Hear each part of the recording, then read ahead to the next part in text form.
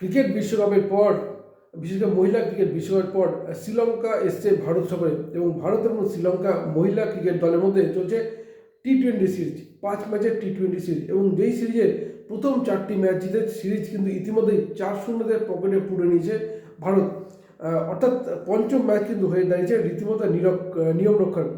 শ্রীলঙ্কা কি পারবে এই ম্যাচ জিতে কিছুটা হলেও মুখ রক্ষা করতে, নাকি ভারত শ্রীলঙ্কাকে হোয়াইট ওয়াশ করবে? এটাই সবচেয়ে বড় প্রশ্ন। যেটা অত্যন্ত গুরুত্বপূর্ণ তা হচ্ছে এই সিরিজে দুর্দান্ত পারফর্ম করছে কিন্তু ভারতীয় প্লেয়াররা, বিশেষ করে স্মৃতি মান্থানা, শেফালি বর্মা, জেমাইমা রড্রিগেজ, তাদের দুর্দান্ত পারফরমেন্সের জন্যই কিন্তু শ্রীলঙ্কাকে 4-0 আপাতত এগিয়ে রয়েছে ভারত। এবং যদি আমরা দেখি এই বছর 2025 সালের বছর নিরিখে স্মৃতি মান্থানা এমন একটা রেকর্ডের সামনে দাঁড়িয়েছে, অর্থাৎ পঞ্চম ম্যাচে স্মৃতি মান্থানা যদি 62 রান করতে পারেন, তাহলে ভারতের ক্রিকেটারদের মধ্যে 2025 সালে সর্বোচ্চ রান করার রেকর্ড কিন্তু গড়ে ফেলবেন স্মৃতি মান্থানা কি পারবেন? এটা এখন লাখ টাকার প্রশ্ন। এখন পুরুষদের ক্রিকেট দলে যদি বলে দ্বিতীয় স্থানে রয়েছেন, বা পুরুষদের মধ্যে প্রথমে রয়েছেন শুভমান গিল।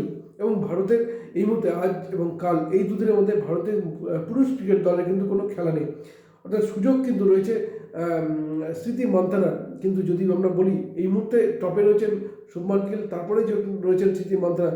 শুধুমাত্র 62 রান করলেই তিনি কিন্তু ইতিহাস সৃষ্টি করবেন।